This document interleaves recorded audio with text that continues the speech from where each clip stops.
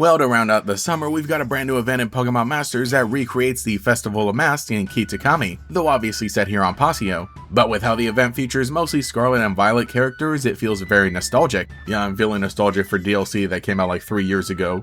So yeah, as an extra surprise little summer event in Pokémon Masters, we've got another festival. Probably so they can reuse some of the assets from the previous ones. And speaking of reuse in a very smart way though, the two featured sync pairs are Florian and Carmine in their festival outfits. So let's go in and dive into things, and this is actually an Academy event, so the gameplay is going to be the typical Academy loop which I've discussed before, but this time around we're partnered up with Juliana and her Chimecho, who is actually the one to start off the story as we catch up with her, Florian, Carmine, and Kieran, as Juliana is starting to feel a little bummed out with how much classwork she has at the Academy, as well as the warmer weather just making everything difficult, and yes, I can totally relate to that. So in comes Drayton and tells them that maybe they just need some time to chill out. Very wise words from the notorious slacker, but it is really neat how we get to see most of the Blueberry Academy crew just hanging out here. Then really I guess with the Pasio Academy in general, it was sorta meant to be Paldea Part 2. But anyway, this discussion with Drayton brings about memories of the Festival of Masks in Kitakami, which obviously Carmine, Kieran, and Juliana have all attended together, but it turns out that Florian also knows what they're talking about as he visited the Festival of Masks with the Carmine and Kieran in his universe. Which, by the way, if you're not familiar with Pokémon Masters, basically everybody here is from the Scarlet video game, except for Florian because there would have to be two different protagonists. He is from the Violet version, so there are little interesting moments in the event storylines that bring this up. But I think it is also kind of a neat way to have him a bit as the outsider during this, but also kind of have him know what's going on, as they decide to host their own version of the Festival of Masks here at the Academy.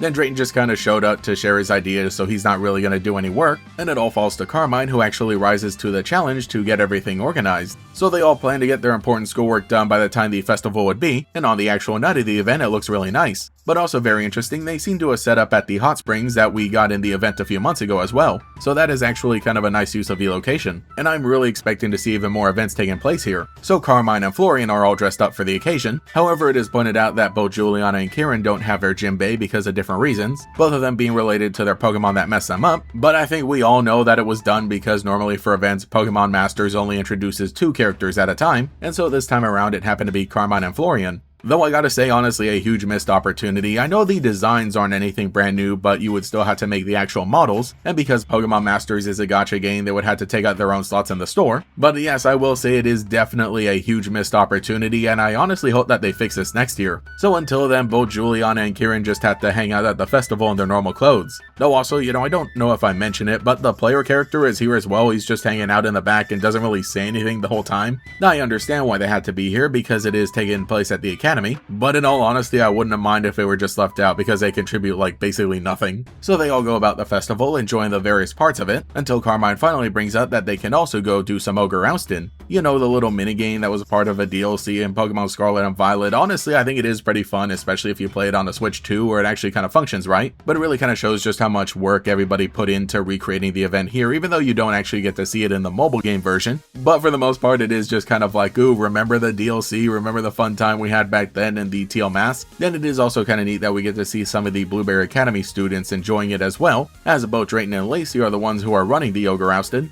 But once again, it just does kind of remind me of how incomplete things are kind of feeling here, because both Crispin and Amaris are missing since they haven't been added to the game yet. So like I said, I think this was a fun little start, but in all honesty, I want to see this run back next year with everybody else. Point is, this is also where we get to see the Pokemon that Carmine and Florian are going to be using, those being the Mighty Yanma we know Carmine has, as well as a Yanmega, the evolution of Yanma that you can catch in Kitakami, but because this is a bit of a quick event, we don't really get a bunch of focus on the Pokemon themselves, as we just kind of fade to black and don't show the actual Ogerpon happening. Though once we come to the end of the night, Kieran kind of lets slip what the whole plan was, as Carmine really just wanted to form some memories with Florian, once again pointing out that even though he had fun in his own universe, here on Pasio he is the odd one out because he doesn't have the same memories with these specific people. So once Carmine really got to start planning the event, she wanted to make sure that she got to spend time with Florian and that he really got to make memories with everybody else. And once again, that is a really nice touch. I just do like how they're going about things with Florian being from a different universe, something that we don't really get with the other protagonists that we meet here in Pokemon Masters, because generally they are all introduced as having known each other the entire time. Meanwhile, because of how Scarlet and Violet is built to have its version differences, it really does work here to emphasize at least one person as being from a different universe. So if anything, it makes me really excited for when they eventually do add Professor Sada and Professor Turo. But when Carmine comes back, even though she is a bit embarrassed that her intentions were revealed, everybody gets to come together and reflect on just how much fun they had, all vowing to continue making memories together and having fun here at the Academy on Pasio. And you know, Juliana also resolves to start taking things a little easier. So that is it for the story. It is very light, though I did enjoy it. However, because this is an Academy event, there are a few quick interactions that we're able to unlock. One of them has Carmine and her Jinbei talking to Akari about festivals, and obviously we know that Akari got to attend festivals back in Jubilee Village. It really does get me thinking about some of the potential we could see in the game in the future for both Rei and Akari. Though when I stumbled across this interaction, I was surprised at how much taller Carmine is compared to Akari. I mean, we already know that Carmine is much taller than her peers in Pokemon Scarlet and Violet, but in all honesty, I think that maybe there's a weird little glitch that maybe makes her a little taller here, I'm not sure, or maybe Akari just is actually that short. Another interaction has Carmine and Florian hanging out.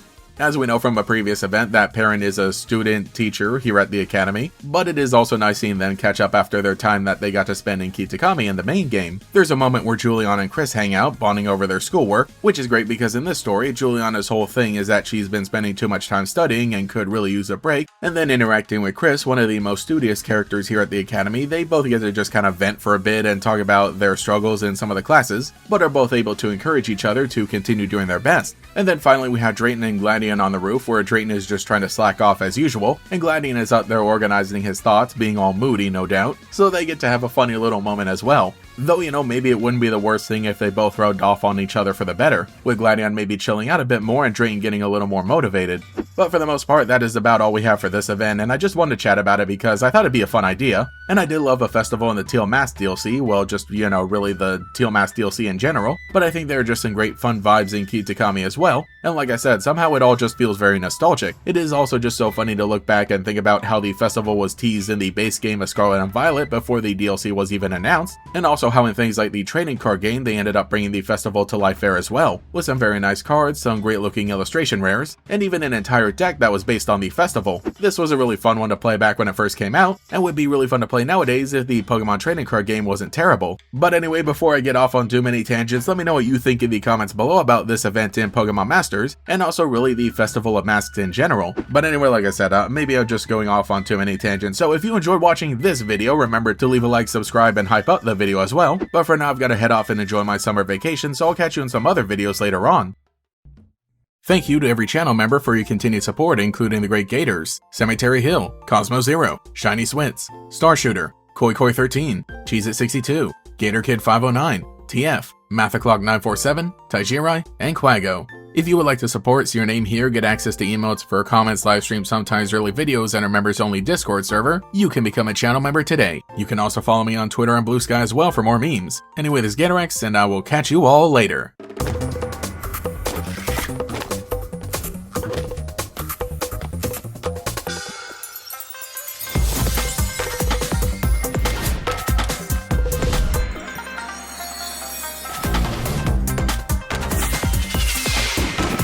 Party with Ogerpon at the Festival of Masks in the Pokemon trading card game Scarlet and Violet, Twilight Masquerade. Available now. Each booster pack of 10 cards sold separately. Cards vary by pack.